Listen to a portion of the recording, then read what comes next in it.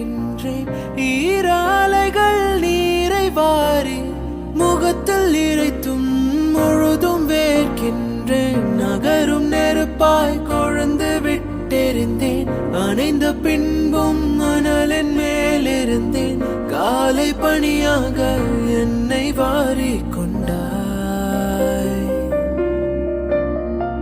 நேரம் கூட எதிரியாகிவிட, யுகங்களாக வேடம் மாறிவிட அணைத்துக் கொண்டாய பின்பு ஏனோ சென்றாய்.